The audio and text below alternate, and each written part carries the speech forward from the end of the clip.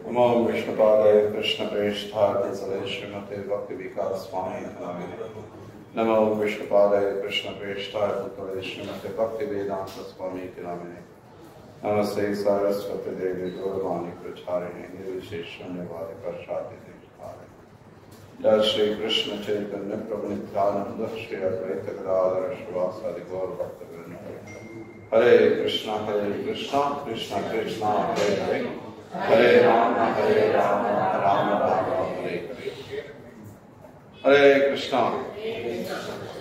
வணக்கம். முதல்ல எல்லாருக்கும் இந்த கிருஷ்ண கதா சத்சங்க நிகழ்ச்சிக்கு வரவேற்கிறோம். இன்று 2வது நாளா இந்த நிகழ்ச்சி நடக்குது. போன ஏன்னா இந்தியாவில் பெரும்பாலான மக்களுக்கு பகவத்கீதை பற்றி முழுசா தெரியல, முறையா கத்துக்கல அப்படின்னா கூட ஒரு ஐடியா இருக்கு. ஆனா மேற்கத்திய நாடுகள்ல, அமெரிக்கா, ஐரோப்பா போன்ற நாடுகள் எல்லாம் பகவத்கீதைன்னா என்னன்னே தெரியாத ஒரு சூழல் இருந்ததுனால இதெல்லாம் கொடுத்திருந்தார். இன்னைக்கு நவீன காலத்துல இந்தியாவிலையும் மக்கள் எதுவும் தெரியாம தான் இருக்காங்க. பெரும்பாலான மக்கள்கிட்ட பகவத்கீதை என்னன்னு கேட்டா அது என்ன ஒரு கதை புத்தகமா அல்லது வேற என்னவோ அப்படின்ற, அது என்னவோ தெரியல அப்படின்ற ஒரு ஐடியால தான் நிறைய, குறிப்பா இன்னைக்கு இருக்கிற இளைய தலைமுறையினர்லாம் அதை பத்தின ஐடியாவே இல்லாம தான் இருக்காங்க. அதனால போன வாரம் நம்ம இந்த கீதை உரைக்கப்பட்ட சூழல் என்ன அப்படின்றத கேட்டோம். பகவத்கீதையோட முக்கியத்துவம் சில விஷயங்கள் கேட்டோம். இன்னைக்கு போன வாரம் வந்திருந்த பக்தர்கள்ட்ட ஒரு வேண்டுகோள் விட்டுருந்தோம். பகவத்கீதையில இருக்கக்கூடிய அந்த அறிமுகத்தை படிச்சுக்குவாங்க அப்படின்னு சொல்லியிருந்தோம். யாராவது படிச்சீங்களா? Okay, very nice. இந்த பகவத்கீதையோட அறிமுகம் படிச்சவங்களுக்கு தெரியும். ரொம்ப அற்புதமான ஒரு அறிமுகம். அதை கம்ப்ளீட்டா ஸ்கிப் பண்ணிட்டு அத்தியாயத்தை தொடங்குறதுல எனக்கு விருப்பம் இல்லை. இன்னைக்கு யோசிச்சேன், முதல் ஸ்லோகம் தொடங்கலாமா இல்லை அறிமுகத்தையும் கொஞ்சம் சுருக்கமாவது நம்ம பார்த்துட்டு, ஏன்னா சிலர் படிக்காம இருக்கிறதுக்கு வாய்ப்பு இருக்கு, சிலர் புதுசாக வாய்ப்பு இருக்கு அப்படின்றதுனால முதல்ல இந்த அறிமுகம் 6 பாகங்களா, அதுல முதல் பாகமா பகவத்கீதையை ஏற்றுக்கொள்ள வேண்டிய விதம் என்ன அப்படின்றது பிரபுபாதர் சொல்றார். அப்கோர்ஸ் எடுத்த உடனே முதல்ல பிரபுபாதர் மங்களாச்சரணம், குருவுக்கு, ஆச்சாரியருக்கு, சைத்தன்ய மகாபிரபுக்கு, கிருஷ்ணருக்கு எல்லாம் நமஸ்காரங்களை தெரிவித்து பிரார்த்தனை செய்கிறார்.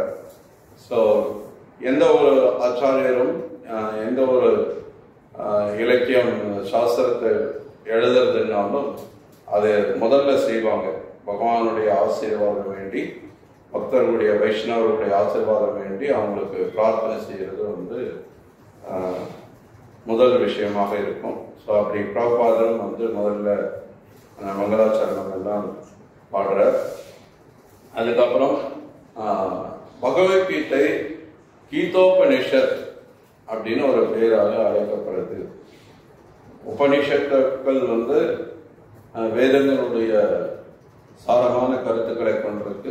அதுல கீதோபனிஷத் வேதங்களுடைய எல்லா சாரத்தையும் உள்ளடக்கியது அப்படின்னு சொல்றாரு. அப்படிப்பட்ட இந்த பகவத்கீதையை ஏற்றுக்கொள்ள வேண்டிய விதம் என்ன அப்படின்றத முதல் கருத்தா பிரபுபாதர் சொல்றார். கீதையை எப்படி அணுக வேண்டும், எப்படி ஏற்றுக்கொள்ள வேண்டும் என்பதை கீதையிலேயே கொடுக்கப்பட்டிருக்கு அப்படிங்கிற, இதை வேற எங்கேயும் வெளியில போய் தேட வேண்டாம். அதுக்கு ஒரு உதாரணம் கொடுக்கிறார். இப்ப நீங்க ஒரு மருத்துவர்கிட்ட போறீங்க, உங்களை பரிசோதனை பண்ணிட்டு உங்களுக்கு ஒரு மருந்து சீட்டு கொடுக்கிறார். அந்த மருந்து சீட்டு படி நம்ம மருந்து கடையில போய் மருந்தை வாங்கி அதுல காலையில சாப்பாட்டுக்கு முன்னாடி, சாப்பிட்டதுக்கு அப்புறம், மதிய வேலை, இரவு வேலை அப்படின்னு அந்த மருந்து சீட்லயே நமக்கு எழுதி கொடுத்துட்றாங்க இல்லையா, அந்த மருந்தை எப்படி உட்கொள்ளணும் அப்படின்றத. இதுக்கு நம்ம நண்பர்கள்ட்ட போய் கேட்கறதோ, நம்ம உறவினர்கள்ட்ட கேட்கறதோ அல்லது மற்றவங்களோட ஆலோசனை பெற வேண்டியதோ அவசியம் இல்லை. அப்படி யாராவது சொன்னாலும் அதை கேட்க வேண்டிய அவசியம் நமக்கு இல்லை. மருந்தை எப்படி உட்கொள்ளணும்ன்றத அந்த மருந்து சீட்டிலேயே கொடுக்கப்பட்டிருக்கு. அதுபடி இப்ப பகவத்கீதையை எப்படி ஏற்றுக்கொள்ள வேண்டும், பகவத்கீதையை அணுகும் முறை என்னவா இருக்கணும், அதை பகவத்கீதையிலே சொல்லப்பட்டிருக்கு அப்படிங்கிறார். அதனால இந்த பகவத்கீதையை அணுக வேண்டிய முறை, ஏற்றுக்கொள்ள வேண்டிய முறை அப்படின்னு பார்க்கும்போது அது பரம்பரை மூலமாக புரிந்து கொள்ளப்பட வேண்டுங்கிறார். அதுக்கு பகவத்கீதையிலிருந்து ஸ்லோகத்தை மேற்கோள் காட்டுறார். இமம் விபஸ்வதே யோகம் புரோக்தவான் அகமவ்யயம் அப்படின்ற 4வது அத்தியாயத்தினுடைய முதல் ஸ்லோகம், 2வது ஸ்லோகம் எல்லாம் பிரபுபாதர் மேற்கோள் காட்டுறார். சப்போஸ் நீங்க அறிமுகம் படிக்காம இருக்கீங்கன்னா இன்னைக்கு நீங்க நிகழ்ச்சி முடிஞ்சு போனதுக்கு அப்புறம் நாளைக்கு அடுத்த வாரத்துக்குள்ள அதை படிச்சு பாருங்க. அது ரொம்ப முக்கியமான ஒரு பகுதி பகவத்கீதையில. ஸோ பிரபுபாதர் இந்த ஒரு நீண்ட அறிமுகம் கொடுத்திருக்காரு அப்படின்னா நம்மளை பகவத்கீதையை எப்படி அணுக வேண்டும், எப்படி அதை நம்ம புரிந்து கொள்ள வேண்டும் என்ற நமக்கு தயார்படுத்துறாரு. நம்மளை அதை பத்தி ஐடியாவே இல்லாதவங்களா இருந்தா கூட இந்த அறிமுகம் படிக்கும் போது நமக்கு என்ன மாதிரியான ஒரு விஷயத்தை படிக்க போறோம் அப்படின்ற ஒரு கருத்து நமக்கு அந்த அறிமுகத்திலேயே கொடுத்துடுறாரு. ஸோ அதனால அதை படிக்க வேண்டியது ரொம்ப முக்கியம். ஸோ இந்த பரம்பரை அப்படின்றத பத்தி போன வாரமே நம்ம ஸ்கிரீன்ல கூட பார்த்தோம். அந்த பரம்பரை லிஸ்ட்டை பார்த்தோம். இந்த அறிமுகம் கடைசியில பிரபுபாதர் அந்த பரம்பரை யாரெல்லாம் எப்படி கிருஷ்ணர்ல தொடங்கி பிரம்மா, நாரதர், வியாசர், மத்வாச்சாரியார் எப்படி படிப்படியாக இந்த பரம்பரை வருது அப்படின்றத பார்த்தோம். ஸோ அந்த சீட பரம்பரை மூலமாக இந்த பகவத்கீதையை புரிந்து கொள்ளணுங்கிற. ஸோ 4 விதமான சம்பிரதாயங்கள் இருக்கு, 4 வைஷ்ணவ சம்பிரதாயங்கள் இருக்கு, கிருஷ்ணரால் அங்கீகரிக்கப்பட்ட சம்பிரதாயங்கள். ஸோ அந்த சம்பிரதாயத்துல ஒரு சம்பிரதாயமான பிரம்ம சம்பிரதாயத்திலிருந்து வரக்கூடியது தான் இந்த இஸ்கான், அகில உலக கிருஷ்ண பக்தி இயக்கம். ஸோ அதனால இந்த பரம்பரைக்கு அப்பாற்பட்டு அர்ஜுனனை போல முழுமையாக ஏற்றுக்கொள்ள வேண்டும். பகவத்கீதையில ஏதோ நமக்கு பிடிச்சிருக்குன்றதுக்காக ஒரு பகுதியை எடுத்துக்கிட்டு அல்லது ஒரு ஸ்லோகத்தை மட்டும் எடுத்துக்கிட்டு அல்லது ஒரு ஸ்லோகத்துல ஒரு வரியை மட்டும் எடுத்துக்கிட்டு நிறைய பேரை பகவத்கீதையை மேற்கோள் காட்டும் போது கர்மண்யே வாதிகாஸ்து பாபலேஷு கதாசனா அப்படின்னு ஒரு ஸ்லோகம் 3வது அத்தியாயத்துல அதை மேற்கோள் காட்டுவாங்க.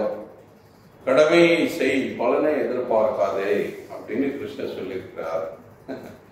ஆனா அவங்ககிட்ட சரி கடமை என்ன, எது கடமைன்னு கிருஷ்ணர் சொல்லியிருக்காருன்னு கேட்டா சொல்ல தெரியாது. ஏன்னா அவங்க அதுக்கு மேல படிக்கிறது இல்லை. அவங்களுக்கு தேவை அந்த 2 வரி தான். அதுலயே அடுத்த 2 வரியில என்ன சொல்லியிருக்குன்றது அவங்க படிக்கிறது இல்லை. ஏன்னா அது அவங்களுக்கு தேவையில்லாது. அந்த மாதிரி இருக்கக்கூடாதுங்கிற. பகவத்கீதை படிக்கணும்னா பகவத்கீதையில கிருஷ்ணர் என்ன சொல்ல வர்றாரோ அதை கேட்கணும். நமக்கு என்ன வேணுமோ அதை மட்டும் எடுத்துக்கிறதுக்கு பேரு பகவத்கீதை படிக்கிறது கிடையாது. கிருஷ்ணர் என்ன சொல்ல வர்றாருன்றத நம்ம தெரிஞ்சுக்க முயற்சிக்கணும். அதை விட்டுட்டு நம்ம ஒரு பகுதியை மட்டும் நமக்கு பிடிச்சதை மட்டும் நம்ம வேணுங்கிறத மட்டும் எடுத்துக்கிறோம் அப்படின்னா அதுக்கு பேரு அர்த்த குட்டி நியாயம்னு ஒரு விஷயம் இருக்கு. அப்படின்னா அரைக்கோழி தத்துவம். என்னது அரைக்கோழி தத்துவம்? ஒருத்தர் ஒரு கோழி வளர்த்துட்டு இருந்தார். அந்த கோழி தினமும் முட்டை போட்டுது. சாதாரண முட்டை இல்லை, தங்க முட்டை போட்டுது.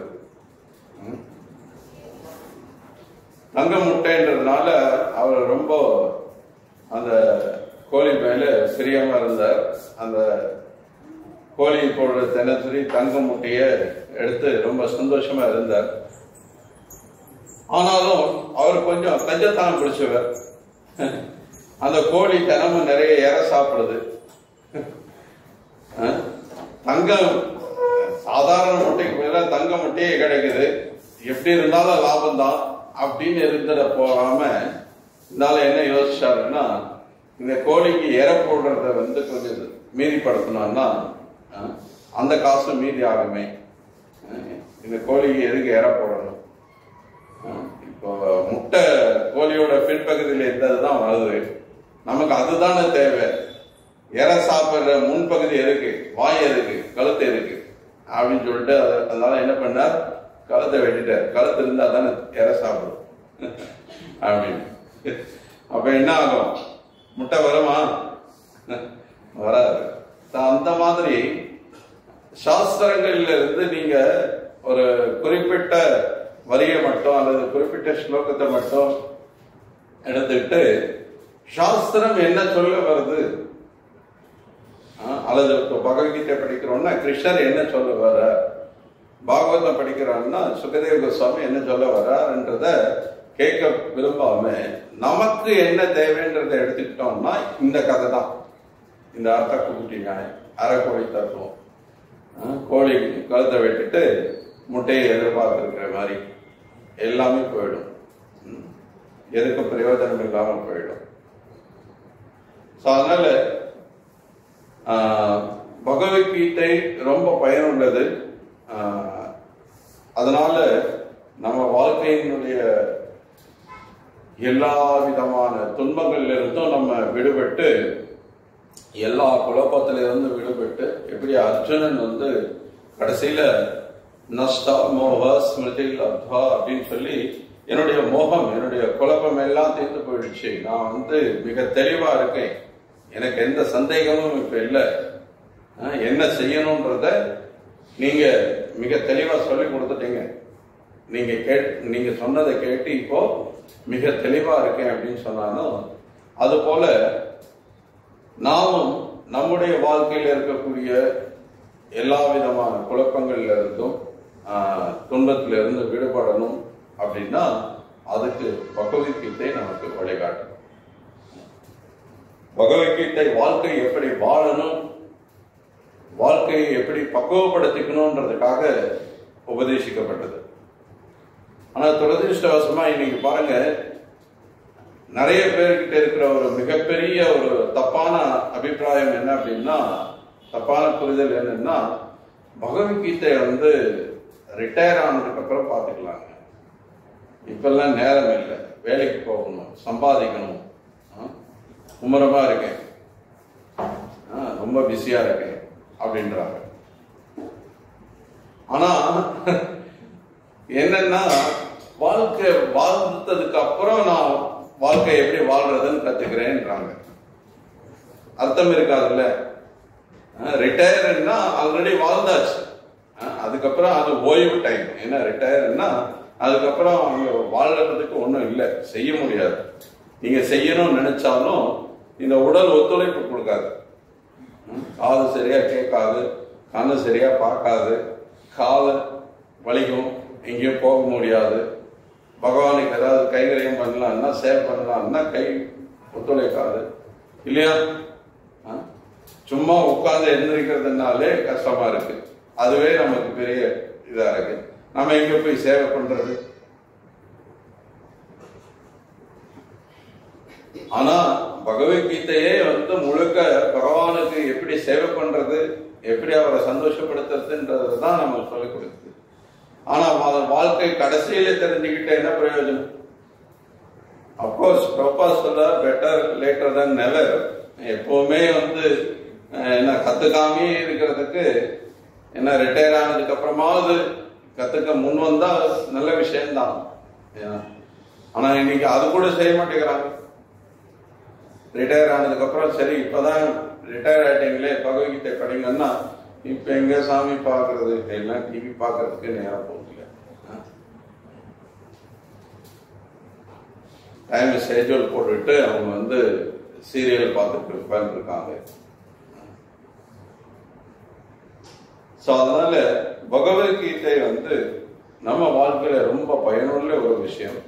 பகவத்கீதை சும்மா கிருஷ்ணர் பொழுதுபோக்குறதுக்காக அர்ஜுனனை கூப்பிட்டு உட்கார வச்சு 3/4 மணி நேரம் பேசினாருன்றது கிடையாது. இது வந்து ரொம்ப ரொம்ப அத்தியாவசியமான விஷயம், ரொம்ப அவசியம், நம்ம எல்லாரும் கற்றுக்கொள்ள வேண்டிய விஷயம். பகவத்கீதை மனிதர்களை பௌதிக வாழ்வில் இருந்து வெளியிடும். இந்த பௌதிக வாழ்க்கை துன்பமயமானதுன்றதை கிருஷ்ணர் சொல்றார். அனித்யம் அசுத்தம் லோகம் துக்காலயம் சாஸ்வதம். இப்படிதான் இந்த உலகத்தை பற்றி கிருஷ்ணர் வர்ணிக்கிறார். அப்படிப்பட்ட இந்த உலகம் துக்காலயம்னா புரியுறதா உங்களுக்கு? இந்த வார்த்தை ஆலயம், கிரந்தாலயம் அப்படின்னா நிறைய புத்தகங்கள் நிறைஞ்சிருக்கிற இடம் கிரந்தாலயம், லைப்ரரி. இந்த மாதிரி ஹிமாலயம் நிறைய பனி இருக்கக்கூடிய இடம். அது மாதிரி துக்காலயம் அப்படின்னா துக்கம் நிறைந்திருக்கக்கூடிய இடம், துன்பம் நிறைந்திருக்கக்கூடிய இடம். என்ன துன்பம் இருக்கு இங்க? யாருக்காவது இங்க ஏதாவது துன்பம் இருக்கா? எல்லாரும் ரொம்ப மகிழ்ச்சியா சிரிச்சிட்டு இருக்கிற மாதிரி தான் இருக்கு. துன்பம் இருக்கான்னு கேட்டாவே சிரிக்கிறீங்க. அப்ப எங்க துன்பம் இருக்க போகுது? அப்ப கிருஷ்ணர் தப்பா சொல்றாரு இல்லையா? அப்படிதானே அர்த்தம்? இருக்கா? துன்பம் இருக்குன்னு சிரிச்சுட்டே சொல்றீங்களே. என்ன துன்பம் இருக்கீங்க? எது துன்பம் நமக்கு? பணம் இல்லை, வீடு இல்லை, வேலை இல்லை, உடம்பு சரியில்லை, முதுகு வலி, முட்டி வலி, மாமியார் பிரச்சனை, இதுவா நமக்கு இருக்கக்கூடிய பிரச்சனை? இதுவா நம்முடைய துன்பம்? இல்லை, இதெல்லாம் துன்பமே இல்லை. இதுவும் துன்பம் தான், இதுவும் கஷ்டத்தை கொடுக்கிறது தான், இல்லைன்னு சொல்ல. ஆனா உண்மையான துன்பம் எது? ஜன்ம மிருத்யு ஜரா வியாதி துக்க தோஷான் தர்ஷனம். இதுதான் ஞானம் அப்படிங்கிறார். 13வது அத்தியாயம் போது அதை படிக்கலாம். ஜன்மம், பிறப்பு துன்பகரமானதுங்கிறார். சில தாய்மார்கள் இருக்கீங்க, உங்களுக்கு தெரியாதது கிடையாது. குழந்தையை பெற்றெடுக்கிறது எவ்வளவு கஷ்டமானது. பெற்றெடுக்கிறது கஷ்டம்னா அந்த குழந்தை உள்ளே இருக்கும்போது அந்த குழந்தைக்கு அது எவ்வளவு கஷ்டமானது யோசிச்சு பாருங்க. ஸ்ரீமத் பாகவதம் 3வது ஸ்கந்தத்துல ஒரு கரு எப்படி தாயோட வயிற்றுக்குள்ள உடலாக மாறி அதனுடைய உறுப்புகள் எல்லாம் வளர்ச்சி அடைந்து அதை எப்படி வெளியில வர வரைக்கும் அதோட சூழ்நிலை எப்படி இருக்கு அப்படின்றத ரொம்ப அழகா பாகவதத்துல விவரிக்கப்பட்டிருக்கு. அதுல பார்த்தோம்னா தெரியும் நமக்கு அது எவ்வளவு கஷ்டமான ஒரு சூழல். ஒரு ஜீவனுக்கு, அதுவும் அந்த ஒரு இளம் பிஞ்சு அந்த உடல்ல அந்த வயிற்றுக்குள்ள இருக்கக்கூடிய அந்த சின்ன சின்ன கிருமிகள் எல்லாம் அந்த உடலை கழிக்கும் போது அதனால அந்த குழந்தை அடையக்கூடிய அந்த துன்பம் சொல்லனா நமக்கு புரியாது. ஏன்னா இப்ப எல்லாம் நம்ம வளர்ந்துட்டா, நம்ம உடல் எல்லாம் இப்போ கொஞ்சம் திடமானதா இருக்கு. நமக்கு கொஞ்சம் அடிச்சா கூட தாங்கிக்கூடிய பலம் இருக்கு. ஆனா அந்த சின்ன பிஞ்சு உடல்ல ஒரு சின்ன ஒரு கண்ணுக்கு தெரியாத ஒரு கிருமி கடிச்சதுன்னா கூட அதை தாங்கி கொள்ள முடியாது. நமக்கு தெரியும், பிறந்த குழந்தைய கூட பிறந்ததுக்கு அப்புறமே கூட அதோட உடல் அப்படியே அவ்வளவு சாஃப்டா இருக்கும். அப்படியே ரொம்ப மென்மையா நம்ம அதை கையாளணும். இல்லைன்னா அந்த குழந்தை கொஞ்சம் நசுக்கணும்னா அப்படியே இதாயிடும். அந்த மாதிரி இருக்கக்கூடிய அந்த குழந்தை ரொம்ப கஷ்டப்பட்டு தான் உள்ளே இருக்கு. கொஞ்சம் கற்பனை பண்ணி பாருங்க. நம்ம ஒரு வெளிச்சமும் இல்லாம, சூரிய வெளிச்சமோ சந்திரனுடைய வெளிச்சமோ இது மாதிரி மின் விளக்கோ எந்த ஒரு வெளிச்சமும் இல்லாம ஒரு இருட்டு அறையில போட்டு 9 மாசத்துக்கு நம்மளை கூட்டி வைக்கிறாங்க அப்படின்னா எப்படி இருக்கும்? யாரு கூடவும் பேசாம எதுவும் செய்யாம இவ்வளவு வளர்ந்த உடல்ல இருக்கிற இப்ப நமக்கு அது நினைச்சு பார்க்க முடியாத ஒரு விஷயமா இருக்கு. ஆனா அந்த சின்ன உடல்ல அப்பதான் கை காலை எல்லாம் முளைச்சு வருது. அப்பதான் அந்த உடலே கொஞ்சம் கொஞ்சமா ஒரு சின்ன விதை வடிவத்திலிருந்து அப்படியே வளர்ச்சி பெறுது. அப்போ அந்த குழந்தைக்கு எப்படி இருக்குன்னு யோசிச்சுப்பாரு. கண்டிப்பா பிறப்புன்றது துன்பகரமானது. அதுவும் இந்த பௌத்திகமான ஒரு சரீரத்தை அடைகிறது துன்பகரமானது. அதே போலதான் வியாதி சொல்ல வேண்டாம், எல்லாருக்குமே அனுபவம் இருக்கு. வயோதிகம் ஆல்ரெடி நம்மள சில பேர் அதை அனுபவிச்சுட்டு இருக்கோம். அது மாதிரி மரணம் கண் முன்னாடி நம்ம தினமும் பார்த்துட்டு இருக்கோம். பல்லாயிரம் உயிர்கள் உடலை விட்டு பிரிஞ்சிட்டு இருக்காங்க. இந்த 4மே ஜன்மம், மிருத்யு, ஜரா, வியாதி, இது எல்லாமே துன்பகரமானது. இந்த துன்பகரமான இந்த பௌதிக வாழ்க்கையிலிருந்து நம்மளை விடுபட வைக்கிறதுக்கு இந்த பகவத்கீதை வழிகாட்டுது. எப்படி இதுல இருந்து வெளியேறுவது, எங்க போறது, நம்ம போற இடம் இப்படிப்பட்ட இடம் எல்லாமே இங்க சொல்லப்பட்டது.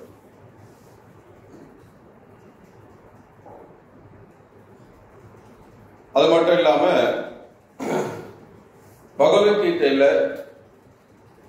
5 சப்ஜெக்ட் ரொம்ப முக்கியமான விஷயங்களாக பேசப்பட்டிருக்கு.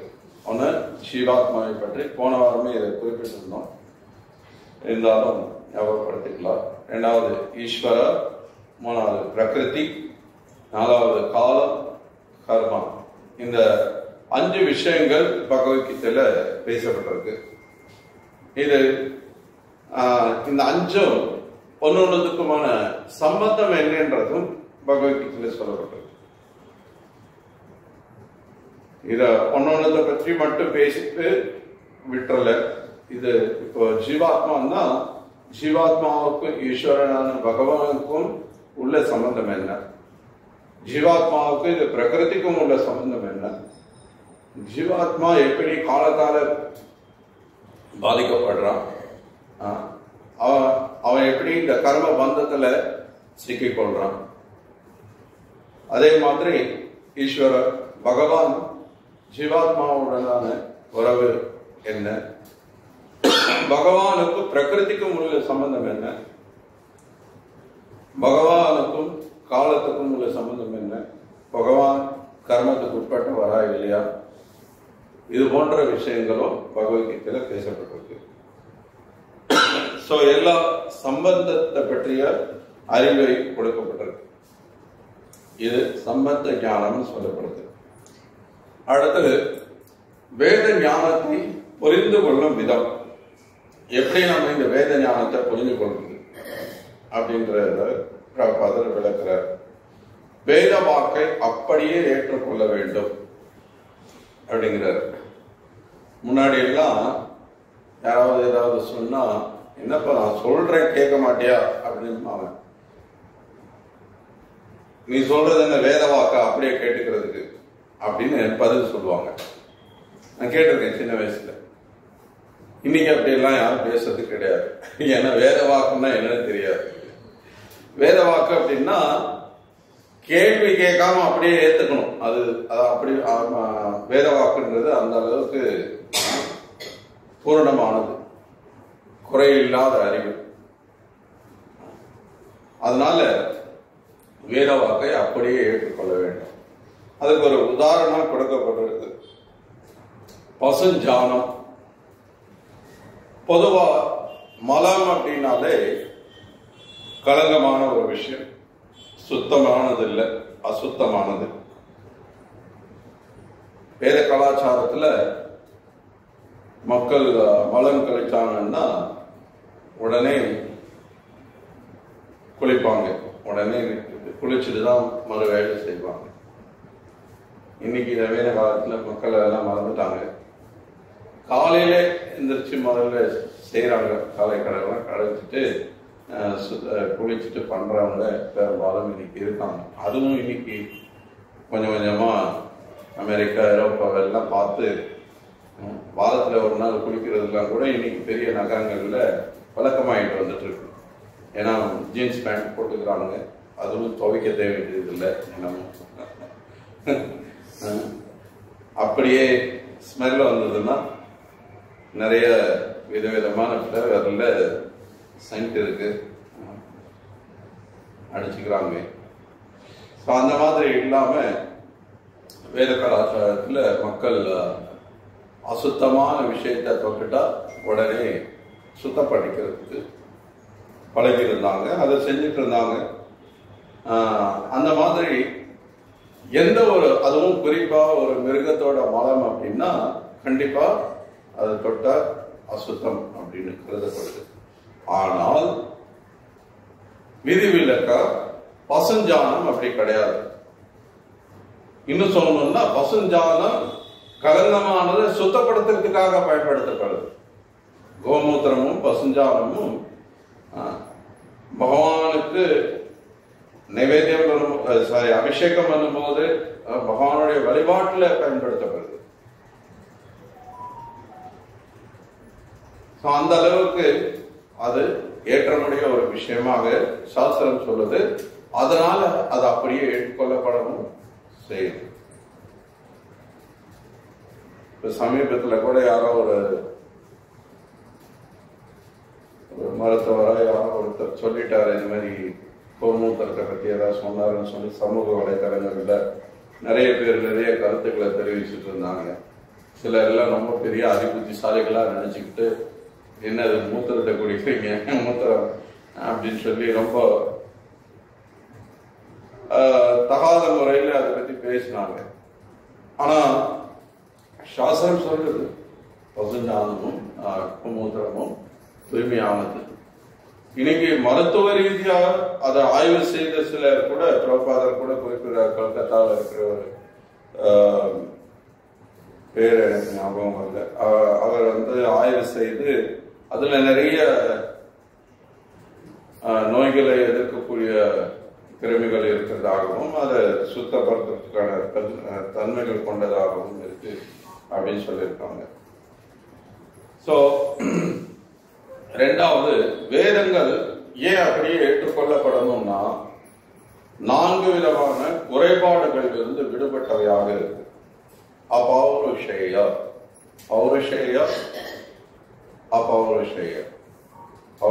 அப்படின்னா குறைபாடுகள் உடையது, அபௌருஷேயம் அப்படின்னா குறைபாடுகள் இல்லாது, உன்னதமானது, திவ்யமான ஞானம், இந்த பௌதிகத்துக்கு அப்பாற்பட்ட ஞானம்.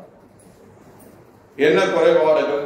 இப்ப இந்த பௌத்திக உலகத்தில் இருக்கக்கூடிய நம்ம எல்லாருக்கிட்டையும் 4 விதமான குறைபாடுகள் இருக்குன்னு சாஸ்திரம் சொல்றது. என்ன அந்த 4 விதமான குறைபாடுகள்? முதல்ல நம்ம எல்லாரும் மாயை வயப்பட்டவர்களா இருக்கும். மாயை நம்மள மறைச்சிருக்காங்க. என்ன அந்த மாயை? நம்ம எல்லாரும் என்ன நினைச்சிட்டு இருக்கோம்? நீங்க யாருன்னு நம்மளை கேட்டா உடனே இந்த உடலை அடையாளப்படுத்தி நம்ம பதில் சொல்றோம்.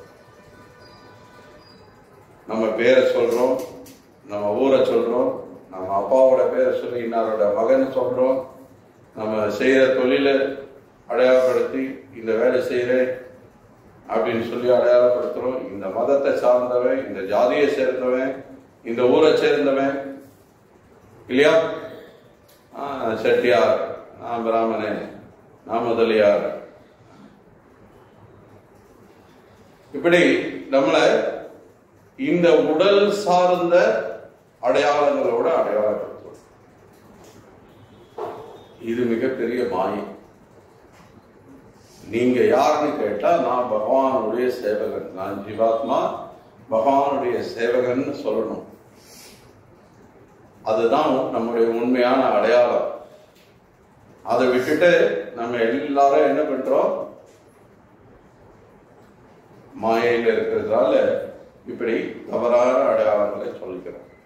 ஸோ அது ஒரு குறை. ரெண்டாவது, நமக்கு தவறு செய்யும் சுபாவம் இருக்கு.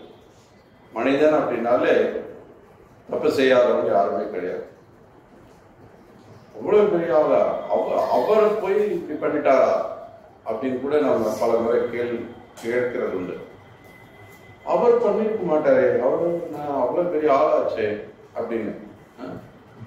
எவ்வளவு பெரிய ஆளா இருந்தாலும் சில சமயத்துல தப்பு பண்ணிடுறாங்க. பிரபாதர் காந்திய உதாரணம் கொடுக்கிறார். மகாத்மா காந்தி சுட்டுக் கொல்லப்படுறதுக்கு முன்னாடியே அவருக்கு செய்தி வந்தது, இந்த மாதிரி உங்களை கொள்றதுக்காக திட்டமிட்டு இருக்காங்க, நீங்க அந்த நிகழ்ச்சியில போய் பங்கெடுத்துக்காதீங்க அப்படின்னு எச்சரிக்கை வந்தது. ஆனாலும் என்ன பண்ணார், அந்த கூட்டத்தில் போனார், அந்த நிகழ்ச்சியில பங்கெடுத்த போது சுட்டுக் கொல்லப்பட்டார். இது தவறு செய்யக்கூடிய சுபாவம். அது மாதிரி நம்ம எல்லாருமே குறையுள்ள புலன்கள் கொண்டிருக்கிறோம். நம்ம புலன்கள் பூரணமானது கிடையாது. இப்போ உதாரணத்துக்கு நம்ம தினமும் சூரியனை பார்க்கிறோம் இல்லையா? நம்ம சூரியனை பார்க்கும்போது நம்ம கண்ணுக்கு சூரியன் எவ்வளவு பெரியதா தெரியுது?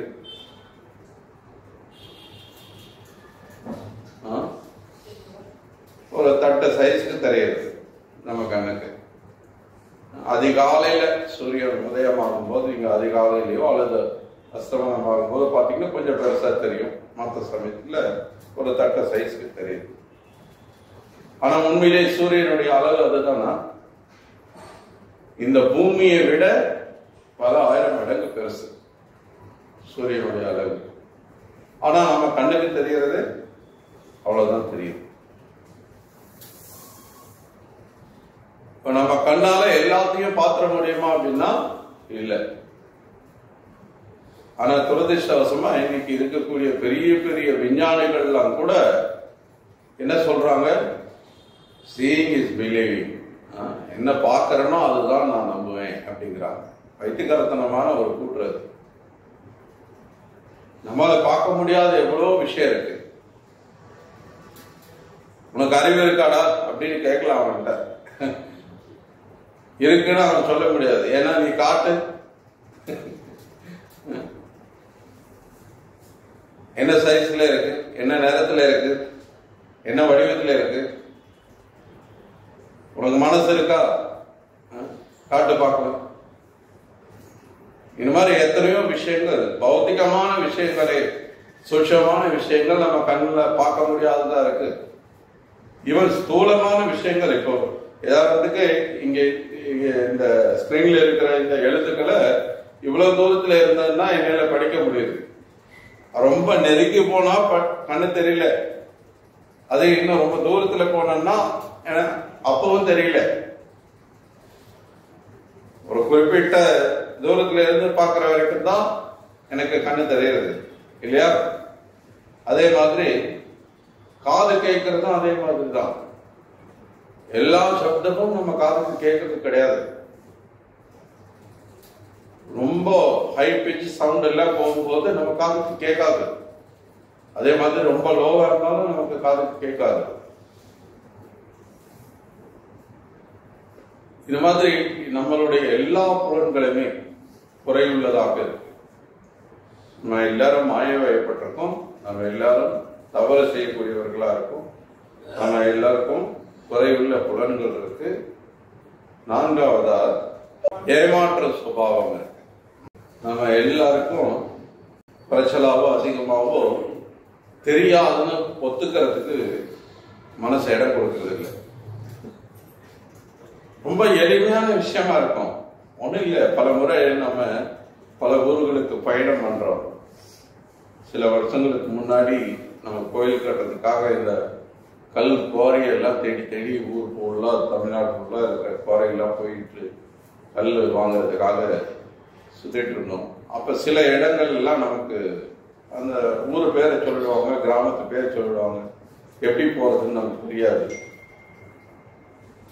கிராம பகுதிகள் எல்லாம் ஒன்றும் இந்த ரூட் போர்டு எல்லாம் ஊர் பேரு ஏரோ மார்க்கெல்லாம் போட்டு வச்சு அதெல்லாம் வச்சிருக்க மாட்டாங்க. வேற விசாரிச்சுதான் போகணும், இந்த ஊருக்கு எங்க போறதுங்க, எப்படி போறதுங்க அப்படின்னு. யாரையாவது பார்த்து கேட்டா நேரம் போங்க அப்படின்றாங்க. அந்த ஆளே புதுசா தான் வந்திருப்பாரு, முறையா அந்த ஊருக்கு வந்திருப்பாரு. அவருக்கே தெரியாது எந்த ஊரு எங்க இருக்குன்னு. ஆனா அவர் என்ன பண்ணிடுவாரு, தெரியாதுன்னு சொல்ல மாட்டாரு. பல முறை எங்களுக்கு அனுபவம் இருக்கு, தெரியாதுன்னு யாருமே சொன்னதே கிடையாது. ரொம்ப ரேரா யாராவது எனக்கு தெரியாதுங்க, நீங்க வேற யாராவது கேளுங்க அப்படிம்பாங்க. பெரும்பாலான மக்கள் அப்படி அப்படி அப்படி நேரம் போயிடுங்க அப்படிம்பாங்க. ஆனா அங்க போய் கொஞ்ச தூரம் போய் கேட்டா, இங்க இவ்வளவு தூரம் எதுக்குன்னு வந்தீங்க, நீங்க திருப்பி போங்க அப்படிப்பாங்க. நிறைய பேர் அந்த மாதிரி அனுபவம். சில பிரபாதர் இன்னைக்கு இருக்கக்கூடிய ஆசிரியர்கள், they are not teachers, they are cheaters அப்படிங்கிறார். அவங்க ஏமாத்துறவங்க, சொல்லிக் கொடுக்கிற ஆசிரியர்கள் அப்படிங்கிறார். ஏன்? ஏன்னா தெரியாத விஷயத்தை தெரிஞ்ச மாதிரி பேசுறாங்க. என்ன? உதாரணத்துக்கு, மனிதன் எப்படி பிறந்தான், உயிர் எப்படி உருவானது அப்படின்றத இன்னைக்கு பள்ளிக்கூடத்தில் எப்படி படிக்கிறோம்? மனிதன் குரங்கில் இருந்து வந்தான், டார்வின் கொள்கையை படிக்கிறோம் இல்லையா? அப்படிதானே எல்லாரும் படிச்சோம். இன்னைக்கும் மாணவர்கள் அப்படிதான் படிச்சுட்டு இருக்காங்க. ஆனா உண்மை அதுவல்ல. அது டார்வினோட ஒரு கருத்து. ஒருவேளை டார்வினோட தாத்தா என்ன முப்பாட்ட எல்லாம் குரங்கா இருந்திருக்கலாம். அதுக்காக எல்லாரையும் குரங்குல இருந்து வந்தோம் அப்படின்னு சொல்லிட்டாரு. அது உண்மை அல்ல. இந்த மாதிரி ஏமாற்றக்கூடிய சுபாவம் இருக்கு. இது தெரியாமையே இன்னைக்கு ஆசிரியர்கள் என்ன சொல்லிக் கொடுக்குறாங்க? இதுதான், இப்படிதான் உலகம் படைக்கப்பட்டது, இப்படிதான் உயிர் உருவானது அப்படின்னு அவங்களுக்கு தெரியாத விஷயத்தையும் தெரிஞ்ச மாதிரி சொல்லிக் கொடுக்குறாங்க. இந்த மாதிரி இந்த 4 விதமான குறைபாடுகள் இல்லாதது இந்த வேதம். வேதம் அப்படின்னா பூர்ணமான நபர்கிட்ட இருந்து வரக்கூடிய அறிவு. நம்மள மாதிரி குறையுள்ளவர்கள்ட்ட இருந்து வரக்கூடிய அறிவு இல்லை.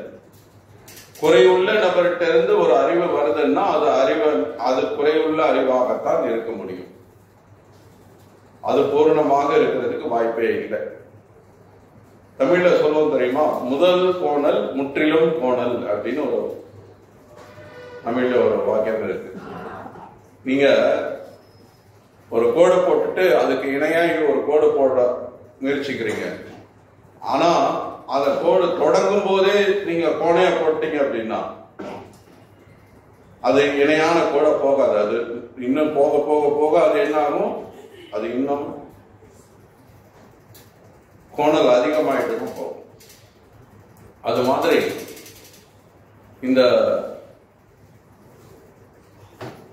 குறை அப்படின்ற ஒரு விஷயம் வேதங்கள்ல கிடையவே கிடையாது. பூர்ணமான அறிவு வேதங்கள் இருக்கு. ஏன்னா பகவான் பூர்ணமானவர். நம்மள மாதிரி குறைபாடுகள் உள்ளவர் இல்லை. நம்மள மாதிரி இந்த 4 விதமான குறைபாடுகளுக்கு அப்பாற்பட்டவர். அதனால வேதங்கள் அப்பாவூர் விஷயம், அதை அப்படியே ஏற்றுக்கொள்ளணும். அர்ஜுனனை போல சரணடைந்து தெரிந்து கொள்ள வேண்டும். பகவத்கீதையின் ஆரம்பத்துல பாத்தீங்கன்னா, நம்ம முதல்ல அத்தியாயம் தொடங்கி கேட்கும்போது நம்ம பார்க்கலாம், அர்ஜுனன் பல தர்மசாஸ்திரங்கள்லாம் மேற்கோள் காட்டி சண்டை போட மாட்டேன்றதுக்கு பகவான் முன்னாடி அறிவு பண்றான். ஆனால் ஒரு கட்டத்துக்கு மேல என்ன பகவான் முன்னாடி நம்ம என்ன ஆர்கியூ பண்ணாலும் திருப்பி திருப்பி சண்டை போடுன்ற ஒரே வார்த்தையை தவிர வேற எது பேச மாட்டேங்கிறாரு. அப்போ நமக்கு பகவான்கிட்ட இருந்து தெரிஞ்சுக்க வேண்டிய விஷயம் இருக்கு. அப்போ நம்ம பகவான்கிட்ட ஒரு நண்பனாக இதுவரைக்கும் பேசிட்டு இருக்கிற மாதிரி பேசிட்டு இருந்தோம்னா அது நடக்காது அப்படின்னு சொல்லிட்டு 2வது அத்தியாயம் 7வது ஸ்லோகம் வரும்போது அர்ஜுனன் என்ன பண்ணா, சிஷ்யஸ்தேகம் சாதிவான் துவாம் பிரபன்னா, நான் உங்க இடத்துல சிஷ்யனாக சரணடைகிறேன். எனக்கு இப்போ எதை செய்யணும் எதை செய்யக்கூடாது, எனக்கு எது நல்லது எது கெட்டது நீங்க சொல்லிக் கொடுங்க அப்படின்னு சொல்லி சரணடைகிறான். அந்த மாதிரி அர்ஜுனனை போல சரணடைந்து தெரிந்து கொள்ள வேண்டும். சவால் விட நோக்கத்தோடு அணுகக்கூடாது. இங்க நிறைய பேர் ஆன்மீகம் அப்படின்னு வந்தா சவால் விடுறாங்க. நீங்க கடவுளை காட்டுங்க நம்புறேன். பிரபாத கேட்கிறாரு, உனக்கு பார்க்கறதுக்கு கண்ணு இருக்கா? இப்பதான் கொஞ்ச நேரம் முன்னாடி நம்ம பேசணும், நம்ம புலன்கள் எவ்வளவு குறைவுள்ளதா இருக்குன்னு. நம்ம கண்ணால எல்லாத்தையும் பாத்திர முடியறதா? இப்ப கடவுள் சரி நீ கேட்கிற, இப்ப கடவுள் முன்னாடி நிற்கிறாரு, அப்ப நீ நம்புவியா?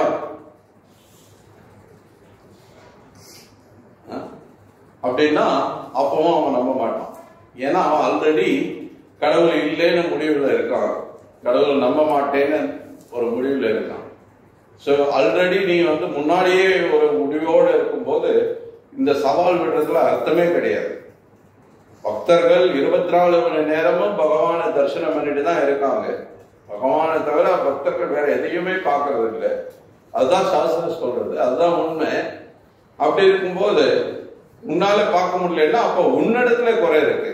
உன்னுடைய கண்களால பார்க்க முடியல. பார்க்க முடியாத கண்ணை வச்சுட்டு எனக்கு காட்டு பார்க்கலன்னா கண்ணை மூடிக்கிட்டு எனக்கு வெளிச்சமே இல்லை, சூரியனே வெளியில வரல, இன்னைக்கு சூரியன் உதயமாகவே இல்லை அப்படின்னு சொல்ற மாதிரி அது.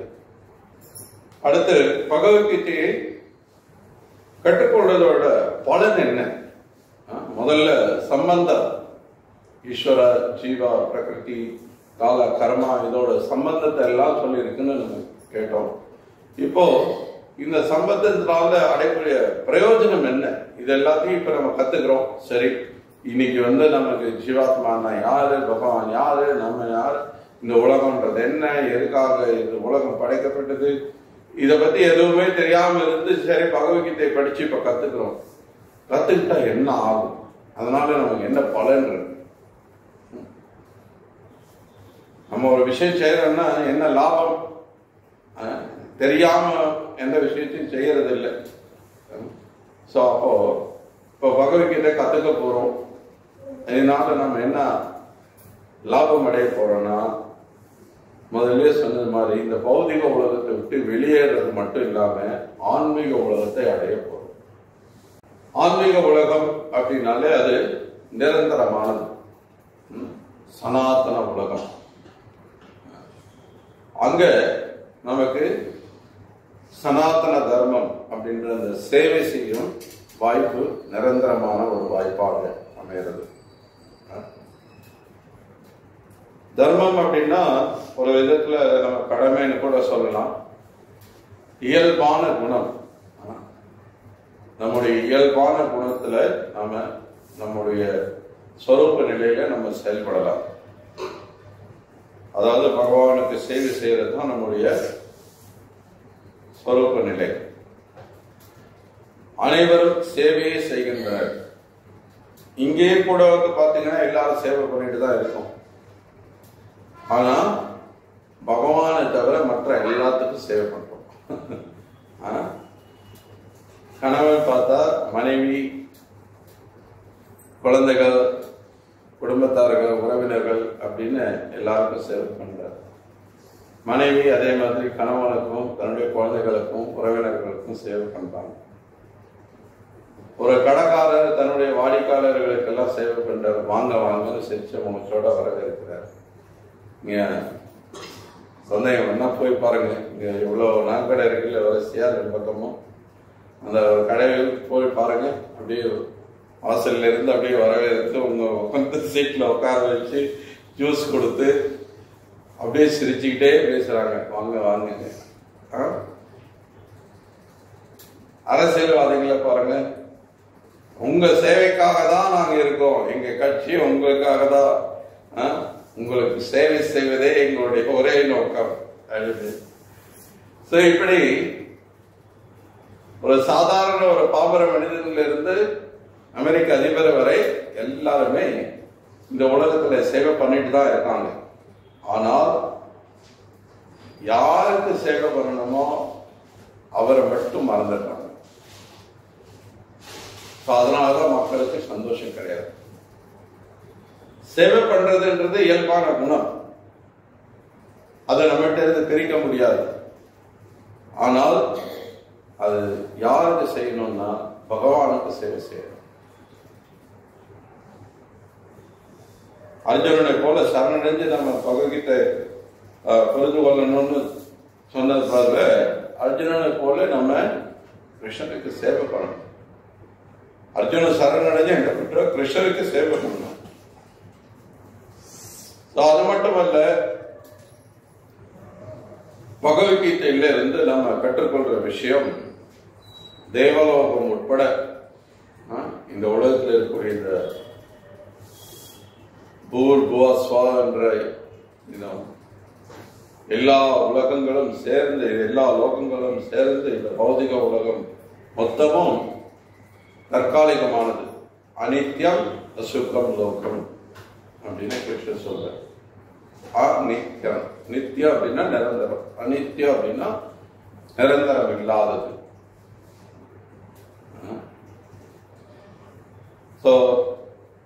இந்த பௌதிக உலகம் நம்ம வாழ்ந்துட்டு இருக்கக்கூடிய இந்த பூலோகம் உட்பட தேவலோகம் உட்பட எல்லாமே நிரந்தரமற்றது.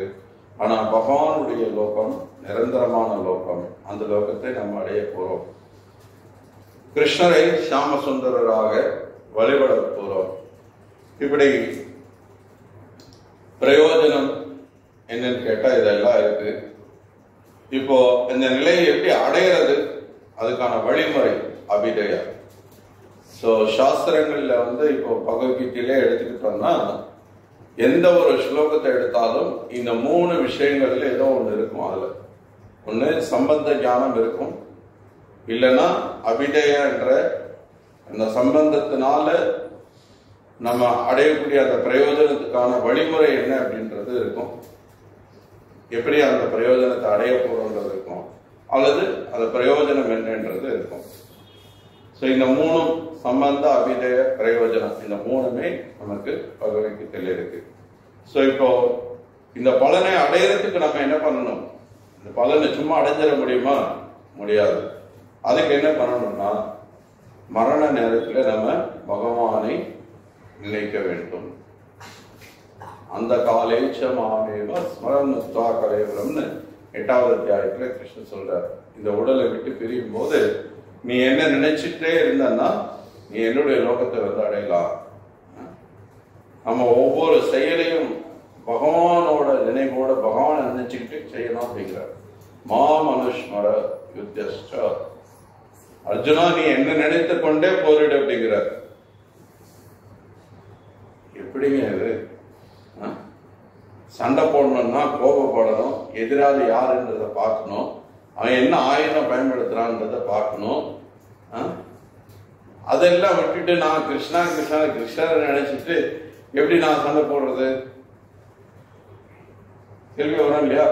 இன்னைக்கு மக்கள்கிட்ட கூட நம்ம ஹரே கிருஷ்ணா ஜெபம் பண்ணுங்க அப்படின்னா அதே கேள்விதான் கேட்கிறாங்க. நான் கிருஷ்ணரை நினைச்சிட்டே தான் இருக்கணும்னு நினைக்கிறேங்க. ஆனா வெளியில வேலைக்குன்னு வீட்டை விட்டு வெளியேறிட்டா போதும் பயங்கர பரபரப்பா ஆயிடுறோம். இருக்கிற பதற்றத்துல இருக்கிற பரபரப்புல கிருஷ்ணர் எல்லாம் எங்க நினைக்கிறதுங்க முடியவே இல்லை அப்படின்றாங்க. ஆனா அது சாத்தியம். ஒரு உதாரணம் ரொம்ப அருமையா சில விஸ்வநாத் சக்கரவர்த்தி தாக்கூர் இந்த உதாரணத்தை கொடுக்கிறார். என்ன அப்படின்னா, திருமணமான ஒரு பெண், ஒரு குடும்ப பெண் இருக்கா. ஆனா அந்த பெண்ணுக்கு ஒரு கள்ள காதலனும் இருக்கான். கணவன் மட்டும் இல்லாம ஒரு காதலன் இருக்கான். இப்போ அந்த பெண் என்ன பண்றா, வீட்டுல தன்னுடைய கணவனுக்கோ அல்லது மற்றவங்களுக்கோ எந்த சந்தேகமும் வந்துடக்கூடாது. அதனால வீட்டு கடமைகளை எல்லாத்தையும் பெர்ஃபெக்டா செய்யலாம். சமைக்கிறதுல இருந்து, வீட்டை சுத்தப்படுத்துறதுல இருந்து, துணி துவைக்கிறதுல இருந்து எல்லா வேலையும் கரெக்டா செய்யலாம். நேரத்துக்கு பெர்ஃபெக்டா பண்ணிட்டு இருக்கா. ஏன்னா இல்லைன்னா சந்தேகம் வந்துடும். ஆனா எல்லா வேலையும் பெர்ஃபெக்டா நடந்துட்டு இருக்கு. அதே சமயத்துல அவரோட எண்ணம் எல்லாம் எங்க இருக்கு? கள்ளக்காதலன் மீது. அது மாதிரி நம்ம எந்த ஒரு விஷயத்தின் மீது அதிகம் பற்று கொள்றோமோ அந்த விஷயத்தை நம்ம நினைச்சுக்கிட்டே இருக்கவும் முடியும். அதே சமயத்துல நம்முடைய இந்த பேரளவிலான இந்த பௌதிக கடமைகளையும் செய்யும் போது அர்ஜுனனுக்கு ஒரு சத்திரியனா போரிடணும்ன்றது அவனுடைய கடமை. தர்மத்தை நிலைநாட்டணும்ன்றதுக்காக அவன் போரிட்டாக வேண்டியது அவனுடைய கடமை. ஆனா அதே சமயத்துல அவன் கிருஷ்ணரையும் நினைக்க முடியுது. ஏன்னா கிருஷ்ணர் மேலே அவனுக்கு பற்று இருக்கு. கிருஷ்ணருடைய பக்தனாக அவன் இருக்கிறதுனால கிருஷ்ணரை நினைக்க முடிகிறது. ஸோ அந்த மாதிரி நாமும் கிருஷ்ணர் மேல பற்றை வளர்த்து கொண்டோம்னா நம்ம கிருஷ்ணரை நினைச்சுக்கிட்டே நம்முடைய இந்த பௌதிக கடமைகளையும் செய்ய முடியும். ஸோ அது மட்டும் இல்லாம 9 விதமான பக்தி சேவை இருக்கு. அதை பிரபாதர் குறிப்பிடுறாரு இந்த அறிமுகத்துல. ஸ்ரவணம், கீர்த்தனம், விஷ்ணு ஸ்மரணம், பாத சேவனம், அர்ச்சனம், வந்தனம், தாசியம், சாக்கியம், ஆத்ம நிவேதனம் அப்படின்ற 9 விதமான பக்தி வழிமுறை இருக்கு. இதுல யார் வேணாலும் பின்பற்றக்கூடிய ஒரு வழிமுறை, ரொம்ப எளிமையான வழிமுறை அப்படின்னா கீர்த்தனம்.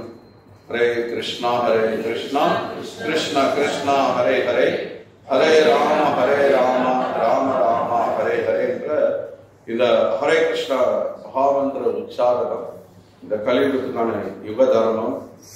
இந்த ஹரே கிருஷ்ணா மந்திர உச்சாரணத்தை நம்ம செய்யறது மூலமா மிக எளிதாகவே நம்ம பகவானுக்கு சேவை செய்ய முடியும். ஸோ இந்த சேவையின் மூலமாக நம்ம பகவானுடைய இந்த உபதேசங்களை உள்ளபடி நம்ம கற்றுக்கொள்ள முடியும். ஏன்னா இந்த சேவை நம்ம இதயத்தை தூய்மைப்படுத்தும். நம்ம இதயம் தூய்மை அடையும் போது பகவானை நம்ம உள்ளபடி புரிந்து கொள்ள முடியும்.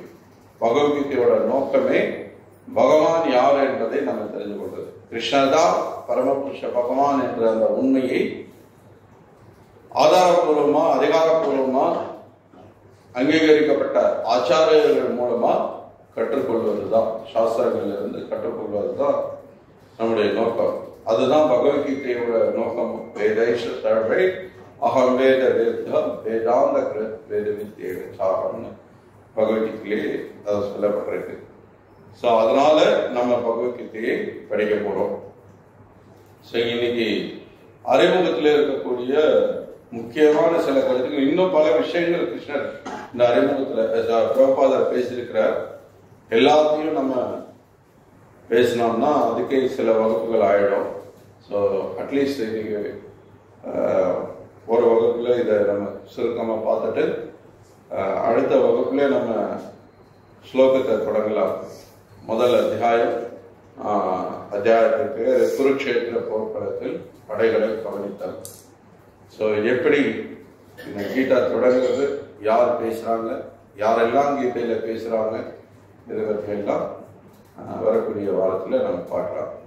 ஸ்ரீல பிரபுபாதுக்கு பகவத்கீதை உண்மை உருவிற்கு